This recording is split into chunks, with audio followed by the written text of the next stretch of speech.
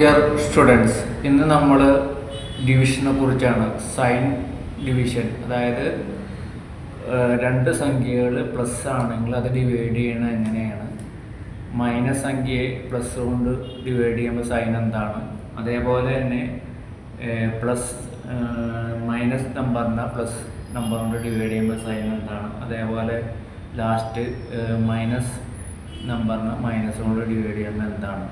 ഇപ്പോൾ ഇത് പല കുട്ടികൾക്കും അറിഞ്ഞൂടാ അല്ലെങ്കിൽ തെറ്റിക്കൊണ്ടിരിക്കുന്നു എന്നുള്ളത് പരമാർത്ഥമാണ്, സത്യമാണെന്നാണ് ഈ പറഞ്ഞത്. അത് പലപ്പോഴും കുട്ടികൾക്ക് കാൽക്കുലേഷനും ഒക്കെ ബുദ്ധിമുട്ടാക്കുന്നുണ്ട്. കണക്ക് തന്നെ ബോറിങ് സബ്ജക്റ്റാക്കി മാറാനുള്ളൊരു കാരണം ഇങ്ങനെയുള്ള കാര്യങ്ങളാണ്. പക്ഷേ ഇങ്ങനെയുള്ള കാര്യങ്ങൾ വേണ്ട രീതിയിൽ പഠിക്കുകയാണെങ്കിൽ തീർച്ചയായിട്ടും കണക്ക് ഏറ്റവും ഇഷ്ടപ്പെട്ടൊരു സബ്ജക്റ്റായിട്ട് മാറും. അതിന് നമ്മൾ ഇങ്ങനെയുള്ള സ്റ്റെപ്പാണ് എടുക്കേണ്ടത്.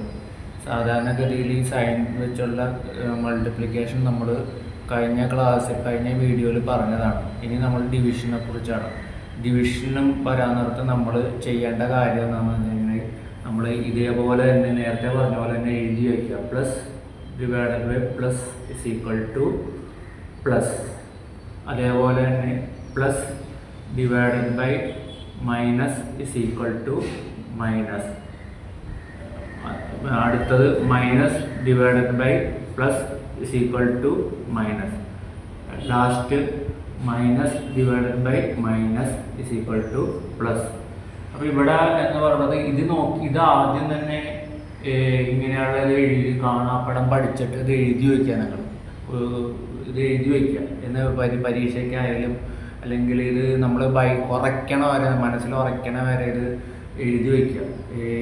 എഴുതി വെച്ചിട്ട് നമ്മൾ ഇപ്പോൾ പരീക്ഷയ്ക്ക് ഡൗട്ട് ഉണ്ടെങ്കിൽ പോലും ആദ്യം ഇത് എഴുതി വയ്ക്കുക. ഓക്കെ, അപ്പോൾ നമ്മൾ എന്ത് ചെയ്യണം, ഇത് നോക്കിയാൽ plus 4 divide by plus 2 is equal to plus 2. കണ്ട ഈ സൈൻ കണ്ട ഇവിടെ നോക്കണം, സൈൻ ഇത് തന്നെ ഒന്നാണ് കണ്ട. അതേപോലെ തന്നെ പ്ലസ് 4 ഡിവൈഡഡ് ബൈ മൈനസ് 2. അപ്പോൾ എന്തോ -2 കണ്ട, സൈൻ ഈ മൈനസ് ഒന്നാണ് കണ്ട.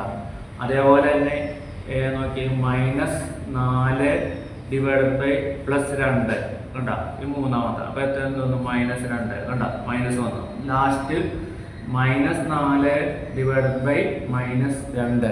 ഇപ്പം എന്തോന്നു, ഈക്വൽ ടു പ്ലസ് 2 കണ്ട. അപ്പം ഇത് നോക്കി കഴിഞ്ഞിട്ടുണ്ടെങ്കിൽ ഇത് നോക്കി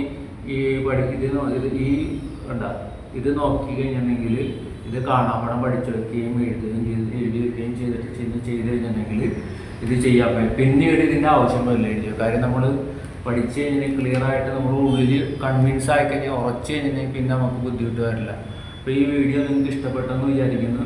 ഇത് മറ്റു കുട്ടികൾക്കും ഷെയർ ചെയ്യുക, അതേപോലെ ലൈക്ക് ചെയ്യുക, സബ്സ്ക്രൈബ് ചെയ്യണമെങ്കിൽ മാത്രമേ നമുക്ക് ഇനി ഇതേപോലെയുള്ള വീഡിയോസ് നിങ്ങൾക്ക് വരുള്ളൂ എന്ന് ഓർമ്മിപ്പിക്കുന്നു. Okay, thank you students, thank you.